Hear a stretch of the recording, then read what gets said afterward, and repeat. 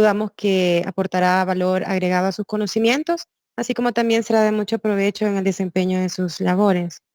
Nos complace mucho que hayan atendido a esa invitación que se realizó, así como también poder compartir con las demás empresas a nivel centroamericano, aprovechando el apoyo y en las capacitaciones que el ingeniero Camilo Galosdi, director de ventas de Steyr en América Latina, eh, ofrece a sus socios comerciales en la región, y también el apoyo de el taller eléctrico Marín en Costa Rica, Componentes Industriales SA en Guatemala, así como elementos industriales en El Salvador, a través del cual Steyr reafirma su compromiso de ofrecer suministros de productos de calidad y también así como un valor agregado a través de estos eventos como el cual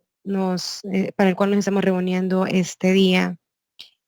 Y saludamos también a nuestro capacitador, a nuestro ponente, el ingeniero Víctor Gallardo, quien es un ingeniero mecánico con más de 18 años de experiencia en esta industria, certificado como analista de vibraciones categoría 3 de la Universidad de Chile, formado en casa matriz de la marca FAG en Alemania, con conocimientos en selección de rodamientos, cálculo de vida útil de rodamientos, montaje y desmontaje de rodamientos de gran tamaño, selección y verificación de ajustes y tolerancias de ejes y alojamientos, análisis de averías de rodamientos, lubricación de rodamientos, procesos de industria pesada, alineación de equipos acoplados. Estamos agradecidos y convencidos de que tu experiencia será de gran utilidad para todos este día. La capacitación se desarrolle de la mejor forma. Agradecemos que mantengan y activarlos únicamente en caso que tengan consultas, levantando la mano a través de la aplicación, y tan pronto como sea posible podamos ceder también la palabra. También nos gustaría hacer una atenta invitación para las capacitaciones que se realizarán próximamente el día 23 y 30 de agosto, la cual se divide en dos partes: análisis de causa raíz de averías en cojinetes, la cual abarca temas de marcas típicas de trabajo, marcas de trabajo anormales, definiciones relevantes de norma ISO 15243-2017, modos de falla clasificados por norma ISO 15243.17. Y el 30 de agosto se verán temas de lubricación de cojinetes, tipos de lubricación y sus ventajas, selección de la viscosidad requerida, película de lubricante, propiedades de grasas, cálculo de vida útil de grasa, cálculo de volumen inicial de engrase, lubricación con aceite y compatibilidad de lubricantes, para lo cual también nos gustaría eh, obtener su participación. La palabra para dar inicio.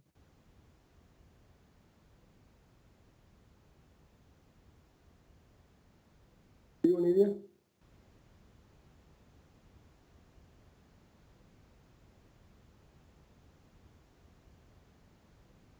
Buenos días a todos.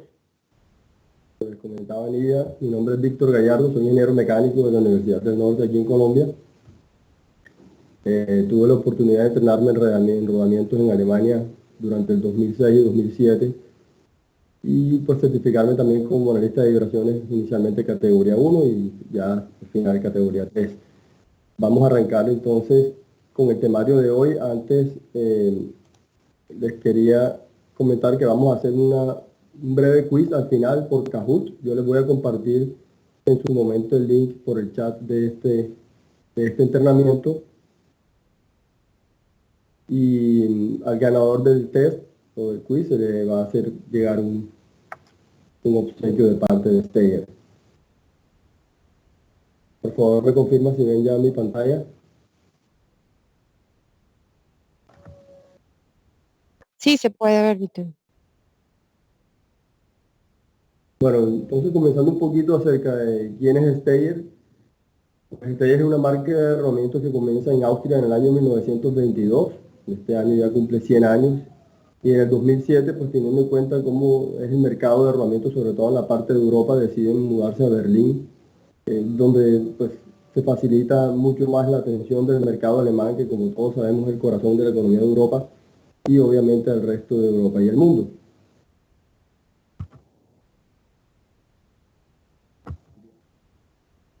Entonces, hablando un poquito de lo que es la historia de los rodamientos empiezan, bueno, la historia como tal data de hace mucho tiempo, muchos años, más antes de Cristo. De hecho, se dice que los egipcios, cuando estaban en el proceso de construcción de las pirámides, tomaban tablas, las juntaban con grasa animal y colocaban los bloques encima de las tablas y iban deslizando. Eso de pronto podría ser una similitud de lo que es un rodamiento a fricción de hoy en día. Luego evolucionan un poquito y en vez de utilizar tablas utilizan troncos, los colocan en disposición transversal y con el bloque encima de los troncos lo van empujando y el bloque de atrás lo van colocando delante y así sucesivamente van transportando estos materiales, y eso podría asimilarse a lo que es hoy en día un rodamiento antifricción, que son los rodamientos que tienen elementos rodantes. Ya cuando vamos a hablar de rodamientos a escala industrial, los rodamientos modernos como los conocemos hoy en día, el desarrollo de estos rodamientos a escala industrial empieza en el año 1883 en la ciudad de Schweinfurt, Alemania, más o menos en el sur de Alemania, sur-centro, cuando el señor Friedrich Fischer, un inventor, diseña y construye una máquina rectificadora de bolas, que es la que vemos ahí en la imagen a la derecha de la pantalla. Y esta rectificadora era capaz de fabricar esferas con una redondez y una tolerancia de tamaño tan buena que ya los rodamientos podrían durar miles de horas de trabajo. Entonces ahí comienza la revolución de los rodamientos industriales, empiezan a aparecer las distintas marcas de rodamientos. Ahí como manera de anécdota les cuento que la inspiración del señor Fischer para producir esa máquina se le presenta cuando ve a la mamá que está preparando masa y hace las bolitas de masa con sus manos girándolas en sentido contrario, y más o menos ese es el principio que se utiliza en esta máquina rectificadora de bolas. Bien.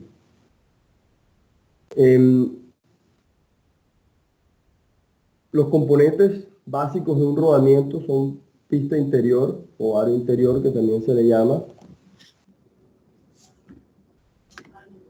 La pista interior, la pista exterior, también le llaman aro exterior, aro interior o anillo interior, anillo exterior, diferentes formas de llamarlo, pero sabemos que es la misma parte del rodamiento. Los elementos rodantes, en este caso es un rodamiento de bolas, ahorita vamos a hablar de la clasificación de los elementos rodantes. Y la jaula o la canastilla, que es la pieza que va sosteniendo los elementos rodantes.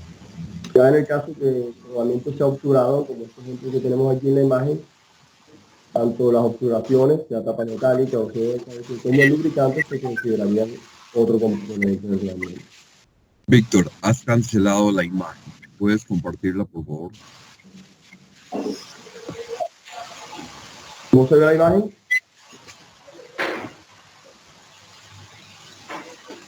No, Víctor, no percibimos ninguna imagen. Me dice que estoy compartiendo. Voy a anularlo y voy a compartir de nuevo.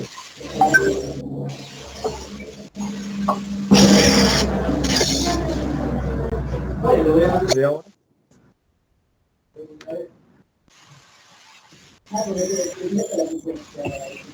Listo, Víctor. Gracias. Ok, gracias. La anterior sí la vieron, ¿cierto? Digamos por aquí.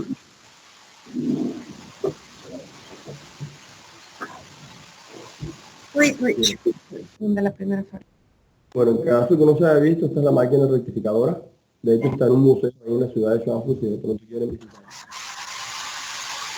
Después comentaba las partes del rodamiento: pista interna, pista externa, elementos rodantes, jaula o canastilla también le llaman, y las obturaciones y el lubricante que viene en el rodamiento cuando lo compramos obturado.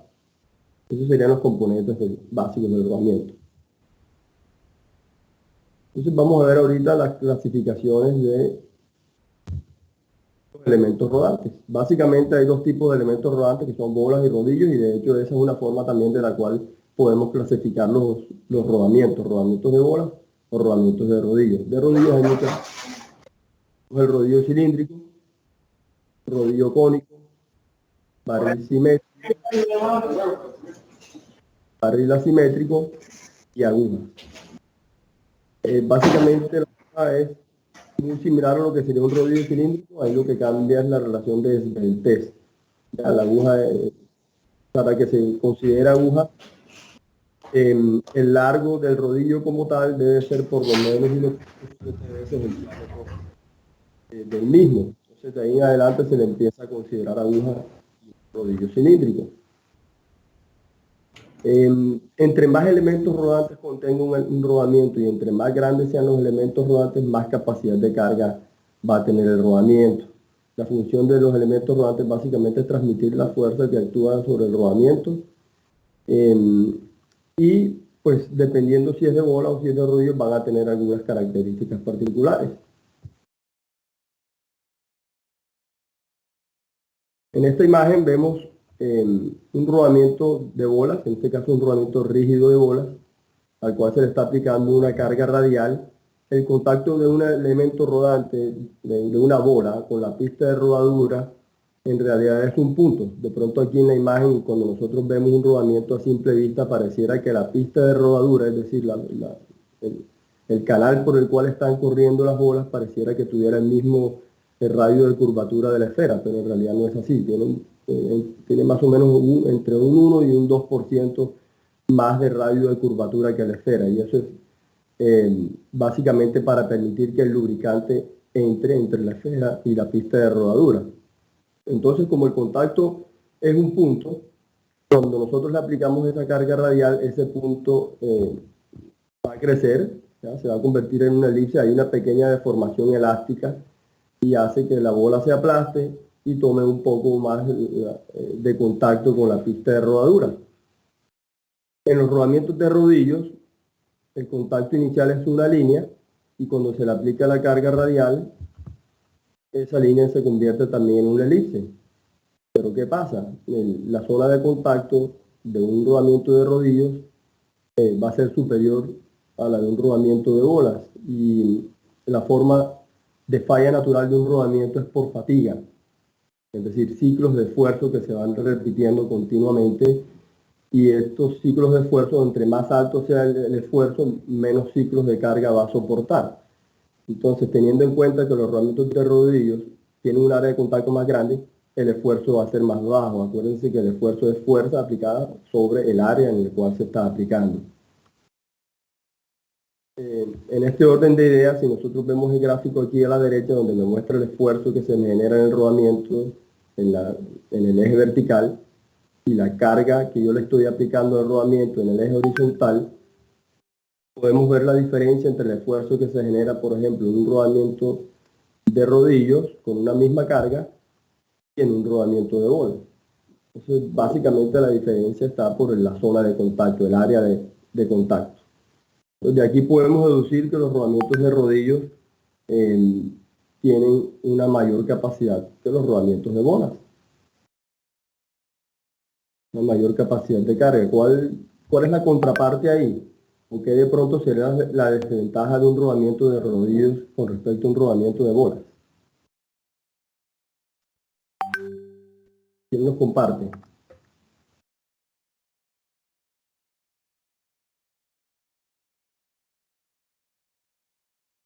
¿Alguien tiene alguna idea de cuál podría ser la desventaja de un rodamiento de rodillos con respecto a uno de bolas? Víctor, si tanto el anillo interno como el anillo externo son rectos y el rodillo es recto, el área de lubricación se reduce significativamente. Tiene mucha lógica lo que estás diciendo, y sería así si en realidad fueran rectos. Pero los rodillos siempre tienen un perfil logarítmico. De hecho, si el rodillo fuera recto, se generaría una concentración de esfuerzos muy fuerte muy alta en la zona donde termina la parte recta y comienza la curva ya para evitar la concentración de fuerza. Pero aquí, en este borde, se generarían unos esfuerzos muy altos. Eso no sucede porque en realidad el perfil es logarítmico. Uno no lo alcanza a percibir a la vista, pero sí tiene su perfil. Y eso permite también que entre el lubricante, pero sí tiene bastante lógica lo que acabas de decir. En realidad no son completamente cilíndricos. Bueno, entonces yo les voy a decir cuál es la desventaja que hay. Entre más área de contacto tengo, más fricción hay también. Y por ende la velocidad que puede soportar un rodamiento de rodillos siempre va a ser más baja que lo que soporta un rodamiento de bolas de tamaño similar. Entonces esa es la desventaja. Los rodamientos de bolas pueden soportar más velocidades que los de rodillos, pero los de rodillos soportan más cargas que los rodamientos de bolas. Muy bien. Ahora los aros, otro componente importante de los rodamientos, su función es guiar los elementos rodantes en el sentido de la rotación y dependiendo cómo sea la geometría de los aros,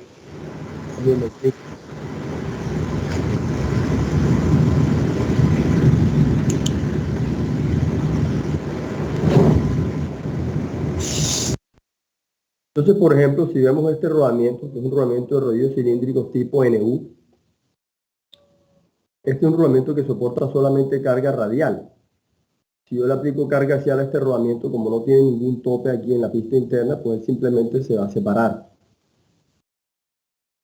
En este caso, rodamientos oscilantes de rodillos de doble hilera, rodamientos de rodillos esféricos también le llamamos acá. Si nosotros observamos cómo es la geometría interna de sus aros, de sus pistas, nos damos cuenta que él va a soportar tanto carga axial en ambas direcciones como carga radial. Rodamiento rígido de bola. ¿Qué carga soporta? ¿Quién me dice qué carga soporta un rodamiento rígido de bola? ¿Qué tipo de carga soporta? ¿Radial, axial o lateral?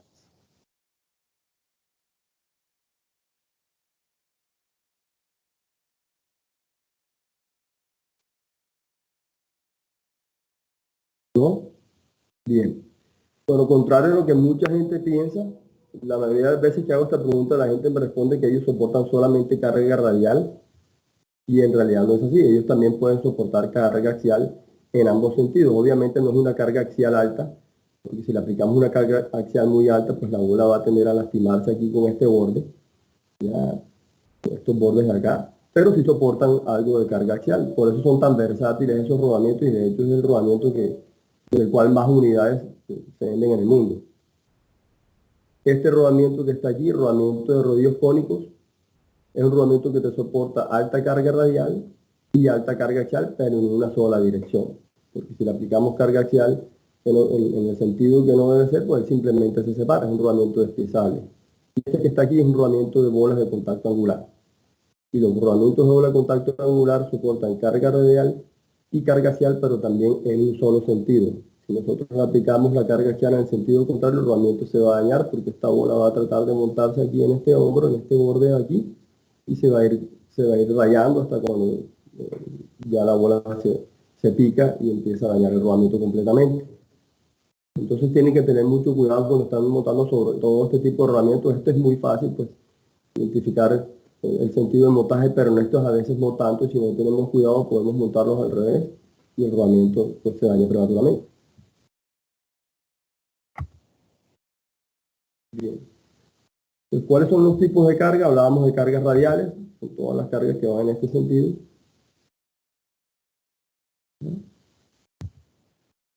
Tenemos cargas axiales, que son las que van en la dirección del eje. Tenemos casos también con cargas combinadas. Dependiendo del tipo de carga, cada uno se va direccionando a qué tipo de rodamiento es el que podría servir en la aplicación, porque no solamente el tipo de carga, sino también la magnitud de la carga y de pronto la velocidad de la aplicación. Todas esas cositas hay que tenerlas en cuenta en el momento de seleccionar rodamientos. Otro componente crucial de los rodamientos es la canastilla o jaula, y pues la jaula tiene diferentes funciones, entre ellas mantener los elementos rodantes separados, que estén distribuidos equitativamente dentro del rodamiento para que la distribución de carga también sea uniforme, prevenir que los elementos rodantes se salgan del rodamiento, guiar los elementos rodantes en la zona sin carga del rodamiento. Ahorita vamos a ver un video para explicarles bien esto de la zona sin carga del rodamiento. Pero más importante de pronto que saberse cuáles son las funciones de la jaula es saber cómo está diseñada para soportar esfuerzos. Las jaulas son endebles, son frágiles. Una mala manipulación puede deformar una jaula y eso ya es una falla prematura garantizada para un rodamiento. Entonces, si un rodamiento falla por la jaula, hay algo detrás de eso, de pronto un problema de lubricación, un problema de manipulación, pero acuérdense que las jaulas no están diseñadas para soportar esfuerzos. De hecho, las jaulas se hacen incluso de plástico, de poliamida, que pues, es muy poco lo que va a soportar. Bien. Entonces, ¿a qué me refería con la zona sin carga del rodamiento? Esta sombra que ven aquí azul representa la zona de carga del rodamiento, que normalmente está en un rango de circunferencia de entre 80 y 150 grados. Es decir, lo que abarca este radio de curvatura aquí entre 80 y 150 grados, que es la zona de carga normal con la cual trabaja un rodamiento. Los elementos rodantes que están fuera de esta zona de carga, fíjense que van flotando. Ellos van flotando, simplemente la canastilla es lo que los va guiando para que ellos sigan transportándose dentro del rodamiento. Y hay varias cositas interesantes para mostrarles aquí en este video o en esta animación. Pues primero para explicarles qué es el juego radial de un rodamiento como tal. Y el juego radial no es más que el espacio que hay entre los elementos rodantes y las pistas de rodadura. Es decir, si nosotros tomamos este espacio de aquí arriba, lo sumamos con este de acá abajo, eso me daría lo que es el juego radial de este rodamiento. Otra cosita importante a tener en cuenta es que entre más juego radial tenga el rodamiento, esta zona de carga se va disminuyendo, se va cerrando, y entonces ya tal vez no son 80 grados de circunferencia, sino que pueden ser menos, 70, 60. Y si la zona de carga se disminuye, lo que sucede es que voy a tener menos elementos rodantes en cualquier momento soportándome la carga, ¿ya? Que lo que tendría con un juego radial correcto. Y si yo así aumento más el juego radial, pues se va a disminuir todavía más esta zona de carga. Ahora mismo, con el juego radial que tiene esta animación, digamos que hay unos 5 o 6 elementos rodantes soportando la carga, digamos este de aquí, 2, 3, 4, 5, de pronto hasta 6. Pero si ya yo no tengo el juego radial que requiero, sino que tengo uno más grande y esta zona de carga se me disminuye, tal vez no tenga esos 6 elementos rodantes soportándome la carga, sino que puedo tener 5 o 4 o de pronto menos. Entonces tengo la misma carga, pero menos elementos rodantes soportándome la carga. Eso quiere decir que el esfuerzo va a ser mayor y la fatiga del rodamiento se va a generar más rápido también. La fatiga se genera por lo general en la zona de carga. Es más común que empiece en la pista externa, porque la pista externa siempre va a tener la carga en la misma parte, mientras que la pista interior se la distribuye en toda su circunferencia. Entonces sí, aquí donde está ocurriendo el esfuerzo máximo es donde se va a presentar por lo general la fatiga.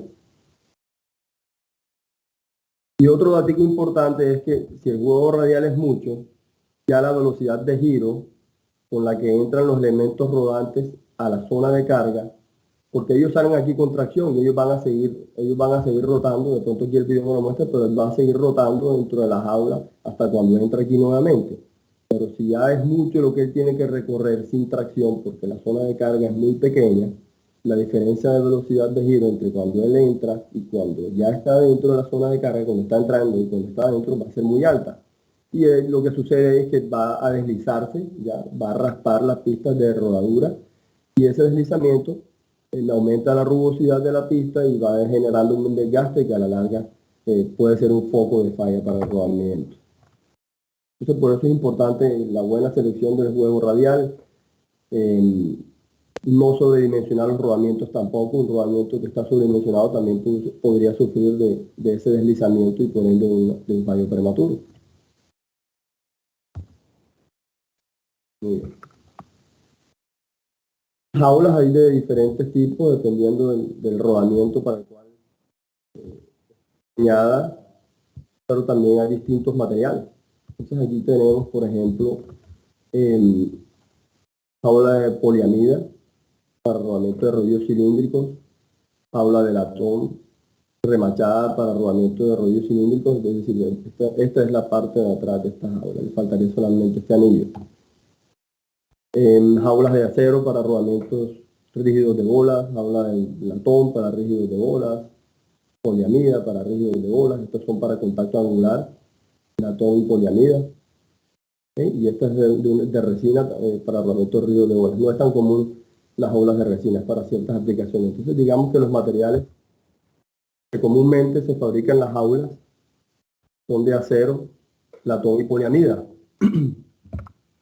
Se nos había pasado de pronto decirles al inicio, si tienen alguna inquietud, alguna pregunta, pueden alzar la mano ahí en la aplicación. Creo que les aparece una opción para levantar la mano y Nidia me hace la pregunta para que de pronto no estemos abriendo y cerrando los micrófonos. Bien. Entonces, con respecto a los distintos materiales, ¿cómo sabemos cuál es el más conveniente? Y eso pues, va a depender de las condiciones de operación del rodamiento. Entonces, con respecto a la corrosión, si de pronto tenemos ambientes con una humedad muy alta o que está tratando con sustancias corrosivas, el menos recomendable es acero, porque obviamente el acero se corroe, ya contiene hierro. El latón y la poliamida no van a tener ese problema. En cuanto a velocidad de trabajo, el más adecuado es la poliamida porque es el que me genera menos ruido y menos fricción. La temperatura como tal, los rodamientos están fabricados de un acero que es SAE 52-100. Tienen un tratamiento térmico de templado y revenido que los hace estables térmicamente hasta 150 grados o 200 grados en otros casos. Y las jaulas de latón y de acero pues no van a limitar la temperatura del rodamiento. Pero en las jaulas de poliamida son estables térmicamente hasta 120 grados Celsius, siempre y cuando el lubricante no contenga aditivos de extrema presión, los aditivos EP. Si el rodamiento lo estamos lubricando con un lubricante que contiene esos aditivos, entonces ya no puede trabajar la poliamida hasta 120 grados, sino hasta 90 grados solamente. Entonces, para que tengan eso en cuenta, si tienen una aplicación que trabaja a más de 90 grados y están utilizando aditivos EP, pues verifiquen el material de canastilla, ¿no? A más de 90, si tiene aditivos EP, la poliamida no es recomendable. En cuanto a cargas de inercia, es decir, cambios muy bruscos de velocidad del rodamiento, el más recomendable es latón, luego el acero, por último poliamida. La lubricación como tal, pues digamos que no depende tanto del material del que está hecho la canastilla, sino más de la geometría de la canastilla. Y los fabricantes constantemente están haciendo mejoras al diseño de la canastilla para permitir que el lubricante entre de forma más fácil entre la canastilla como tal o el bolsillo donde se aloja el elemento rodante y el elemento rodante. Por último, el costo pues de los tres materiales. El latón es el más costoso y me puede incrementar significativamente el precio de un rodamiento solamente el hecho de que su canastilla sea de latón. Entonces, también es importante que tengan eso en cuenta de pronto a la hora de comprar un rodamiento. Si no lo necesitas con canastilla de latón y tienes las otras opciones, porque hay veces que solo tenemos una opción, entonces podría servirte el de poliamida y el de acero en lugar de comprar el de latón. Pero acuérdense que no todos los rodamientos están disponibles con todos los materiales de canastilla. Hay rodamientos que solo se producen con la canastilla de latón, otros solo acero, otros poliamida, así como hay otros que sí se fabrican con dos o con incluso los tres materiales.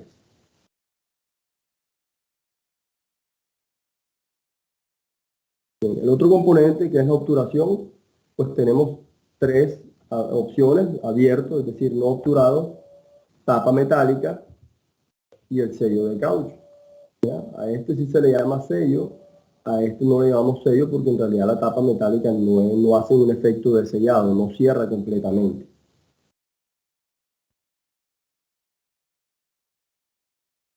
Bien. Y vamos a ver aquí entonces cuáles son cómo es el comportamiento de tanto el sello de caucho como la tapa metálica Para retener la grasa dentro del rodamiento, ambos tipos de obturaciones cumplen el trabajo sin problema. El polvo y contaminación seca también son efectivos los dos.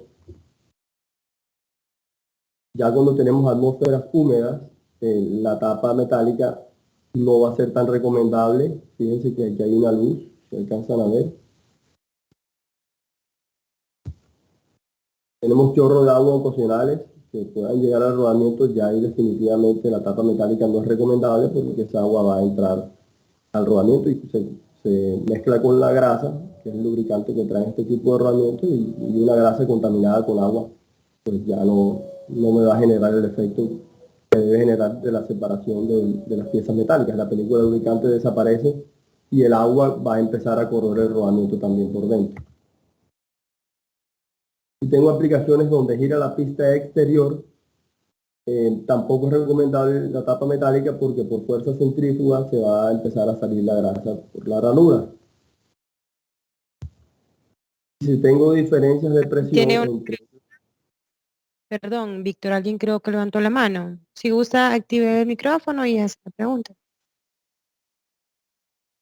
Es correcto, yo quería preguntar referente a los rodamientos que se utilizan en motores, tanto de 1750 como de 3600, ¿qué tipo de jaula es la recomendable en material? Normalmente para ese tipo de motores eléctricos, ¿cierto? Me dijo motores. Es correcto. Ok, lo más común, bueno, como eso, normalmente los motores trabajan con rodamientos rígidos de bolas, pues hay algunos casos, unos más grandes, que ya pueden trabajar con rodamientos de rodillos cilíndricos, pero lo más común ahí son jaulas de acero.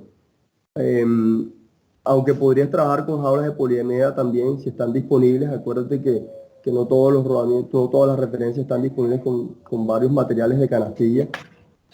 Pero sí, el acero te funciona sin problema en un motor eléctrico y la poliamida también, siempre y cuando la temperatura no supere los 90 grados, como te comentaba, y pues no es común que en un motor se supere esa temperatura tampoco. Te podrían servir esos dos.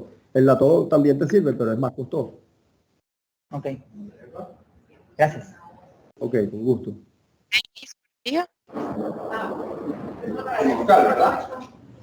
Sí, buenos días, ingeniero.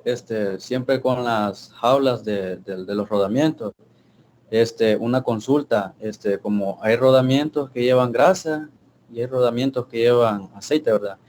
Entonces, una consulta, los lubricantes sintéticos, por su cantidad de aditivos, ¿cree que pueden dañar el material de la jaula de poliamida, perdón?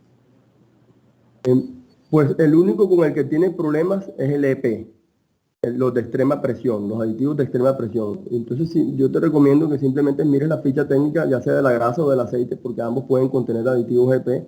Y si contiene aditivos EP, ya sabes que ese rodamiento de jaula de poliamida no debe trabajar por encima de 90 grados centígrados o Celsius. Pero si no los tiene, puedes trabajar hasta 120 grados con ese rodamiento. Bueno, gracias. ¿Respondí a tu pregunta? Sí. Sí, ingeniero, ya me aclaró la duda. Muchas gracias. Listo, con gusto. De hecho, el nombre completo del material es poliamida. Yo tengo otra duda. Dígame. Al decir rotación de aro exterior, ¿a qué se refiere? Y a pequeñas diferencias de presión. Ok.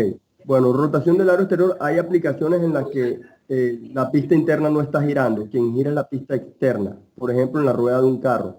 ¿Ya? En la rueda de un carro va montada el rodamiento, pero va girando en la parte exterior del rodamiento. La interna está fija. Y pequeñas diferencias de presión, de pronto en un compresor, donde tienes una presión en la parte de adentro y en la parte de afuera está la presión atmosférica. Si yo tengo más presión aquí de este lado, esa presión va a entrar por acá, esta ranurita, y me va a ir empujando la grasa y me la va a sacar por el otro lado. A eso se refiere. Ok. Con el sello de caucho no vamos a tener ese inconveniente porque como el sello es hermético, esa presión externa no va a entrar al rodamiento y por lo tanto no me va a sacar la grasa. Yo tengo otra duda, que cuando se dice poliamida y sello de caucho, estamos hablando de lo mismo, ¿no? No. Cuando hablo de sello de caucho, hablo del sello como tal, y eso está hecho de nitrilo. ¿Ya? El material es NBR, es un nitrilo. La canastilla es poliamida, que es un material diferente. Es un polímero, pero es un material diferente. Es poliamida 6.6 reforzada con fibra de vidrio. Esto es como un caucho que tú ves que es bastante maleable. La poliamida no, la poliamida es un poquito más dura, es un plástico. Ok, de acuerdo. Gracias. Bien, bueno, esta ficha técnica que vemos aquí es una ficha técnica de una grasa para rodamientos. Y es una grasa que es diseñada por fabricantes de rodamientos. De pronto, bueno, aquí vemos por ejemplo los aditivos, letras de identificación de aditivos, en este caso AKP, no hay aditivos EP. Si yo tuviera el EP aquí, yo sé, hombre, ya si el rodamiento es con poliamida, con jaula de poliamida, ya sé que máximo 90 grados. Pero en este caso no tengo aditivos EP, puedo trabajarlo hasta 120 grados. Otra cosa importante que ustedes deben tener en cuenta cuando estén analizando la ficha técnica de una grasa, sea hecha por quien sea, porque de hecho los fabricantes de rodamientos no fabrican la grasa como tal, pero ellos sí la formulan, pues la maquilan con fabricantes de lubricantes como Kruger, Mobil, Shell o cualquier otro. Y normalmente una ficha técnica de una grasa, de un fabricante de grasas, incluso de algunos fabricantes de rodamientos también, solamente nos dan este rango con respecto a la temperatura, nos dicen rango de temperatura y te ponen estos valores. Pero muy pocos te colocan este dato que está aquí, que es temperatura de referencia o también le llaman temperatura de tiempo prolongado. Esa es la temperatura hasta la cual ese lubricante puede trabajar por un tiempo largo. Pero si yo lo coloco a trabajar a 170 grados, créanme que esa grasa no me va a durar ni una décima parte de lo que me puede durar si la trabajo hasta 90 grados. Eso, pues si de pronto participan en la charla que vamos a dar de lubricación, ahí se los voy a explicar un poquito más a fondo. Pero sí es importante que tengan en cuenta esto. Y pues básicamente lo que uno más le presta atención a una ficha técnica de un lubricante, pues obviamente el rango de temperatura, la temperatura de tiempo prolongado, tipo de aceite, si es mineral, si es sintético, la viscosidad, que es la característica número 1 de la grasa o del aceite cuando vamos a lubricar rodamientos, y el grado de consistencia. Normalmente el grado de consistencia de la grasa para rodamientos está entre 2 y 3. Casi todas las aplicaciones trabajan con grado de consistencia 2, algunas otras con grado 3. Bien.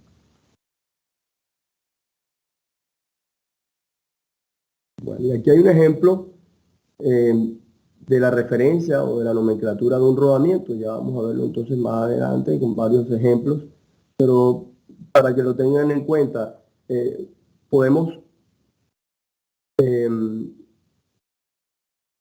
decir que la referencia de un rodamiento tiene 3 partes. Los prefijos, que es lo que iría a la izquierda del código básico, el código básico que son los numeritos como tal, y ya después del código básico viene lo que son los sufijos, y esos sufijos la gran mayoría no están estandarizados entre marcas, es decir, que el fabricante puede escoger el tipo de sufijo que a él le parezca para indicar cierta característica del rodamiento. Y vamos a ver unos ejemplos también ahorita más adelante. Bueno, cuando se comienzan a fabricar los rodamientos en 1883, solo había una fábrica que hacía rodamientos, pero unos años más tarde empiezan a aparecer otras marcas, otras fábricas de rodamientos, y se hace necesario estandarizarlo. Y básicamente la gran mayoría de los rodamientos que se utilizan hoy en día son rodamientos normalizados o estandarizados, y hay otros que son los no normalizados, son rodamientos que normalmente no encontramos en catálogos, sino que son rodamientos que los fabricantes de rodamientos diseñan y producen para una aplicación en particular de un cliente. Y esos rodamientos, por lo general, su referencia tampoco nos dice mucho, sino que son un número de plano. Tengo aquí, vamos a ver un ejemplo. Aquí tenemos un ejemplo de un plano de un rodamiento de rodillos cónicos de 4 hileras. Y pues no me dice mucho, la referencia es esta que está aquí. Esa referencia en realidad es el número del plano, perdón. Esta referencia en verdad es el número del plano, no me dice, no me da información del rodamiento como tal. Si yo quiero tener la información de ese rodamiento, pues me toca ir al fabricante del rodamiento y pedirle información, qué tipo de rodamiento es. Pues obviamente los planos normalmente no te los entregan. Y este es un rodamiento que se fabricó para un fabricante de máquinas, un fabricante de un laminador de acero.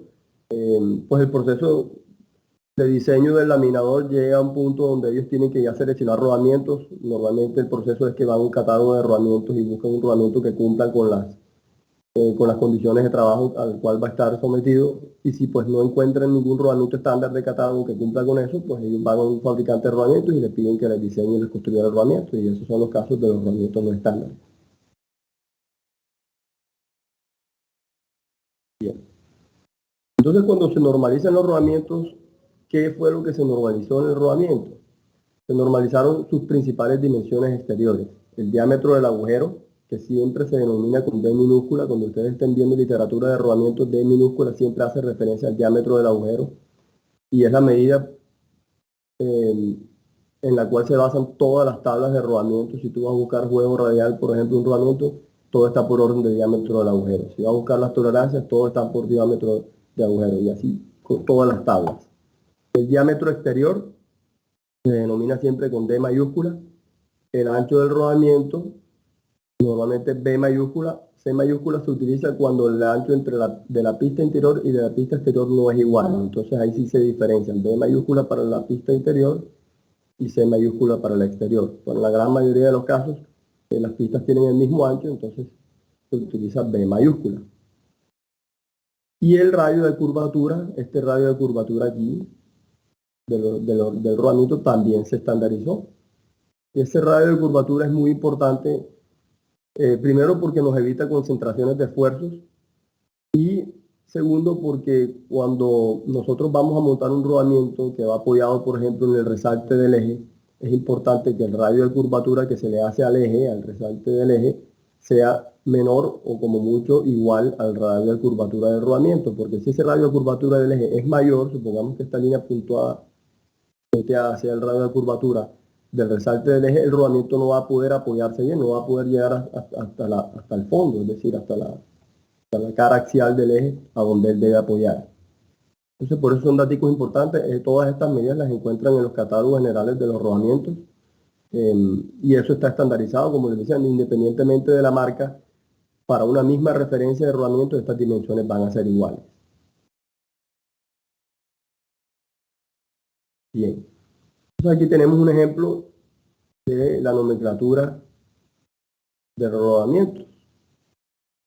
Tengo, por ejemplo, el rodamiento RNU2210 ETBP12C3. Entonces, esto es prefijo, esto es código básico, que esto está estandarizado. Cualquier rodamiento NU2210 de la marca que sea va a tener el mismo diámetro de agujero, el mismo diámetro exterior, el mismo ancho y el mismo radio de curvatura.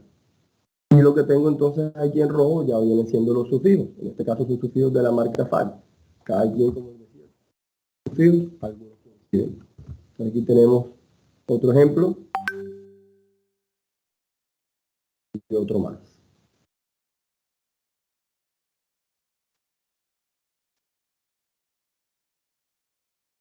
Entonces podemos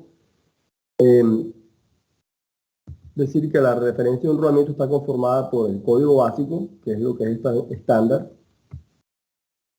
Podemos tener prefijos y también podemos tener sufijos. El código básico se divide en dos partes. El código de agujero, que normalmente son los dos últimos dígitos, hay algunas excepciones, ya lo veremos. Y lo que me queda a la izquierda del código básico viene siendo la serie del rodamiento. La serie como tal también se divide. El primer dígito me indica el tipo de rodamiento, y los otros dos, en caso de que sean dos, me indican las series dimensionales. Hay casos en los que me queda un solo dígito, y en ese caso será la serie de diámetro. Listo. Entonces vamos a ver varios ejemplos. Rodamiento 24160 TAK 30 W33. Entonces lo que está en negro es mi código básico. Todo lo que está en verde, lo que está después del código básico, van a ser los sufijos. Entonces vamos a ver cómo se descompone ese código básico. En este caso no tenemos perfil. Código básico, entonces normalmente uno comienza por los dos últimos dígitos. Ese es mi código de agujero. Lo que queda a la izquierda va a ser la serie. Y en esa serie, cada dígito me indica una cosa. El primero va a ser el tipo de rodamiento. El segundo me va a indicar serie de ancho. Y el tercero me va a indicar la serie de diámetro. Estas series de ancho y series de diámetro se refieren a las dimensiones exteriores del rodamiento. Esta serie de diámetro se refiere al diámetro exterior del rodamiento porque el diámetro de agujero ya viene definido por el código de agujero. Las series de ancho y las series de diámetro comienzan por el 8, donde 8 es la serie más pequeña. Y luego van aumentando, 9 más grande que el 8, 0 más grande que el 9 y así sucesivamente hasta la 4. Son las más comunes, desde la 8 hasta la 4. Pero acuérdense, la 8 es la más pequeña, 9 un poquito más grande, 0 más grande y así hasta el 4.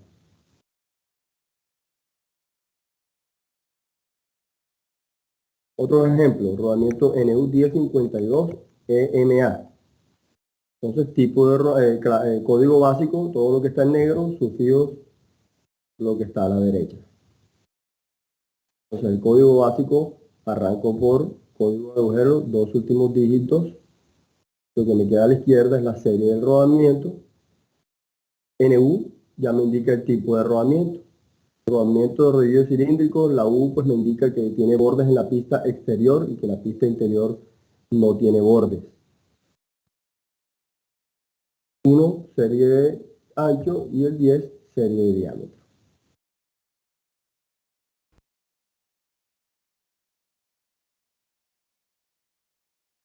Otro ejemplo, rodamiento 7311 BUA, código básico, sufijos. Entonces, código de agujero 11. Lo que me queda a la izquierda sería el rodamiento. Entonces, en este caso tengo solo dos dígitos en la serie. El primero va a ser el tipo de rodamiento y ya el segundo no va a ser la serie de ancho, sino la serie de diámetro. La serie de ancho se asume como 0. Viene implícita. Ahora, como regla general, el diámetro del agujero del rodamiento va a ser el código de agujero multiplicado por 5 y eso en milímetros me va a dar el diámetro de agujero del rodamiento. En este ejemplo, este rodamiento tendría 55 milímetros de diámetro de agujero. Pero hay algunas excepciones que vamos a ver ahorita, las del código de agujero. Otro caso, 6282Z. O sea, aquí es una excepción porque ya el código de agujero no van a ser los dos últimos dígitos. Si yo tengo solamente 3 dígitos en el código básico de mi rodamiento, el código de agujero va a ser solamente el último dígito y ya me va a indicar directamente cuál es el diámetro del agujero del rodamiento en milímetros. Entonces, en este ejemplo, el rodamiento tiene 8 milímetros de agujero. Lo que me queda a la izquierda viene siendo nuevamente la serie. El primer dígito me indica el tipo de rodamiento y el segundo la serie de diámetro, porque acuérdense que la serie de ancho viene implícita y es 0.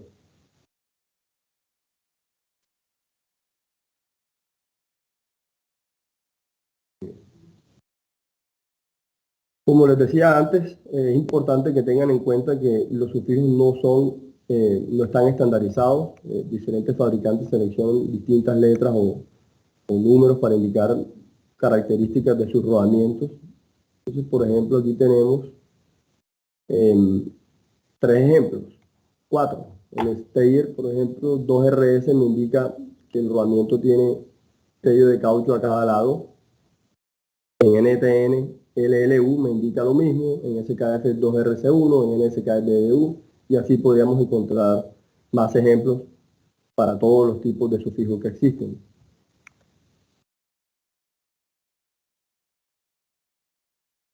Hay algunas páginas en las que nos podemos apoyar para buscar equivalencias entre marcas, sobre todo por los sufijos, porque sabemos que el código básico va a coincidir porque eso es normalín, pero si queremos de pronto saber la equivalencia de unos sufijos con respecto a los de otra marca, pues nos podemos apoyar en las páginas de distintos fabricantes. Bien. Entonces, con respecto al código de agujero, tenemos la primera regla o la regla general, que es cuando el diámetro de agujero del rodamiento está entre 20 milímetros y 480 milímetros. Es decir, cuando el código de agujero es desde el 04 hasta el 96. En ese caso, es decir, cuando los dos últimos dígitos del código básico de mi rodamiento está entre 04 y 96, aplica la regla general, que es multiplicar por 5. Aquí tenemos algunos ejemplos. El 6204, 04 por 5, 20. 6205, 25. 231, 84, 84 por 5, 420. Y así con los demás.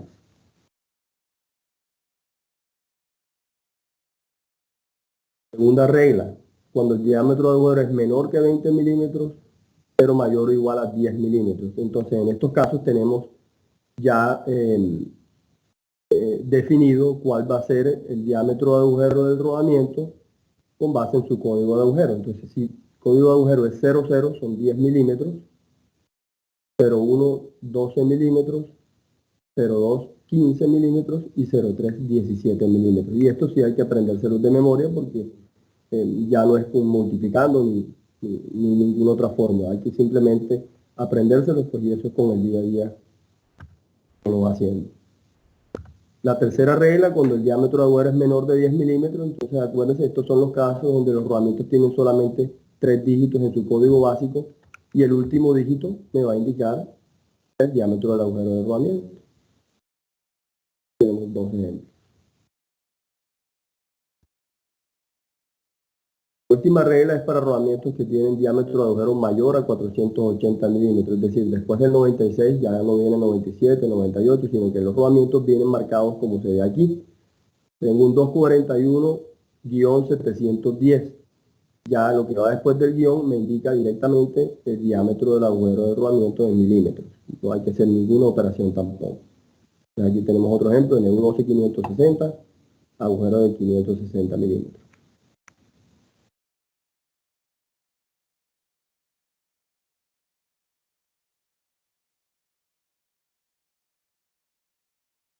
Aquí vemos cómo varía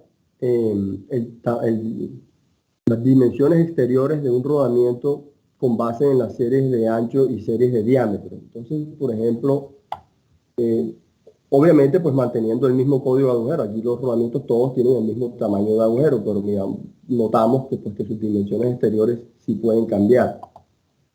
Entonces, el primer ejemplo sería comparando estos dos que están aquí, un 230 con un 240, un rodamiento de la serie 230 con un rodamiento de la serie 240. Acuérdense que aquí solo estamos mostrando la serie del rodamiento. Faltaría el código de agujero pues para tener el código básico completo.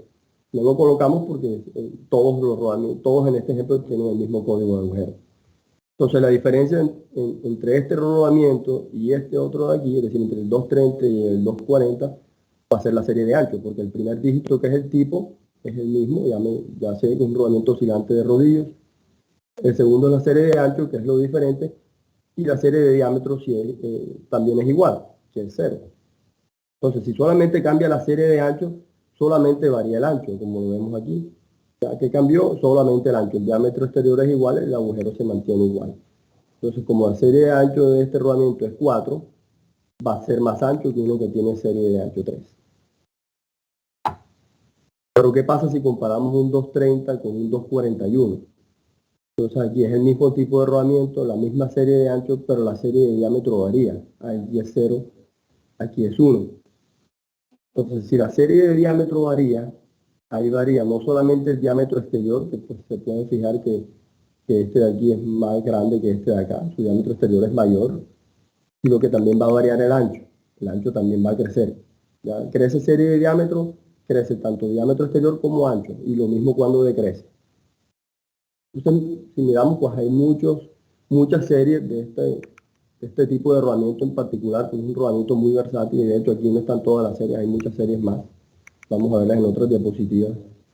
Pero sí es importante que tengan en cuenta a qué se refieren esas series de ancho y series de diámetro. ¿Okay? Con la serie de ancho, pues me varía el ancho del rodamiento como tal, y con la serie de diámetro me va a variar tanto el diámetro exterior como el ancho del rodamiento.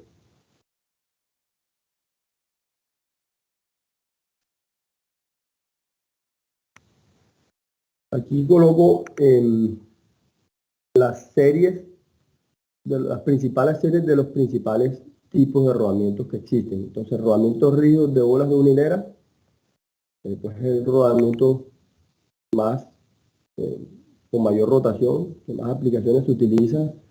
Tenemos la serie 60, 62, 63, 64, 618, 619, 160, 161, de pronto se me escaparán algunas.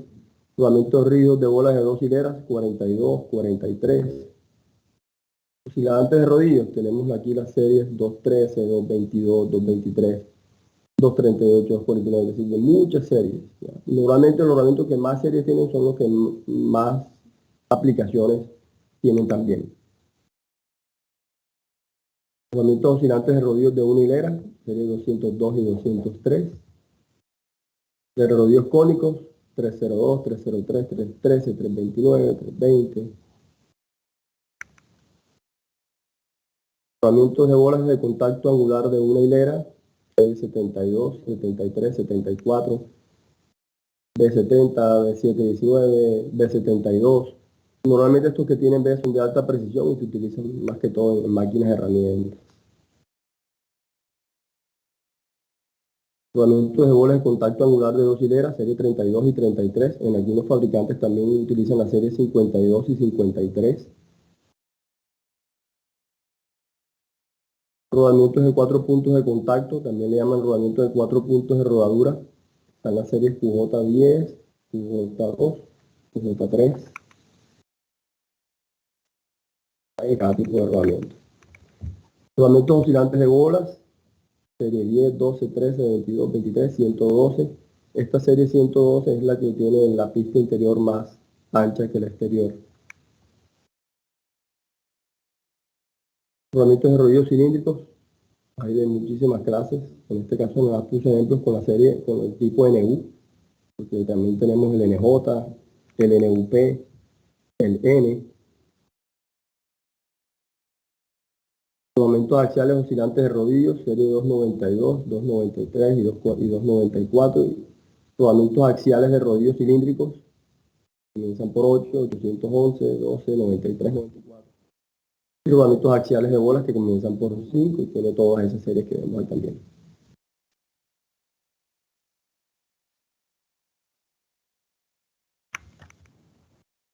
Muy bien.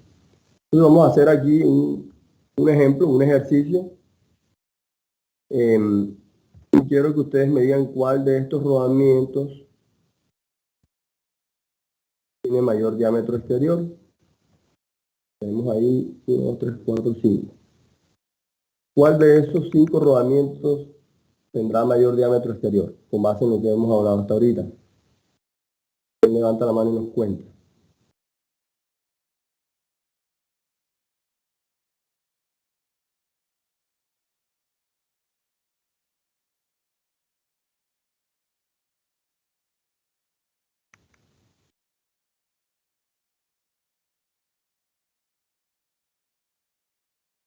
¿Quién se anima?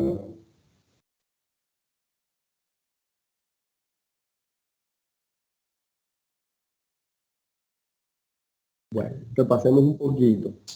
El segundo. El segundo, el 329-14. ¿Alguien opina distinto? Bueno, todos tienen el mismo diámetro de agujero, todos son el mismo tipo de rodamiento, en este caso son rodamientos de rodillos cónicos. Pero hay variación en la serie de ancho, que es el segundo dígito, y en la serie de diámetro, que es el tercer dígito. Entonces lo que yo voy a buscar es la mayor serie de diámetro, ¿ya? Que ese es el que va a tener mayor diámetro exterior. Entonces acuérdense que lo que les dije antes, las series de ancho y las series de diámetro comienzan por el 8. 8 es la más pequeña. Y luego van aumentando. Entonces, con base en eso, ¿cuál tiene mayor diámetro exterior?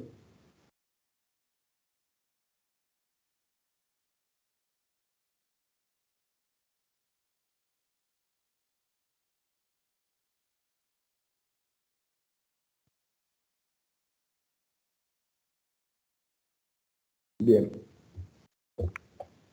El que tiene mayor diámetro exterior es el 32314. Porque acuérdense que las series de ancho y las series de diámetro, el 8 es el más pequeño, el 9 es más grande que el 8, después viene 0 que es más grande que el 9, 1 más grande que el 2 y así sucesivamente. Entonces, la más grande serie de diámetro que encontramos en este grupo de rodamientos es la 3. Entonces, este es el rodamiento con mayor diámetro exterior.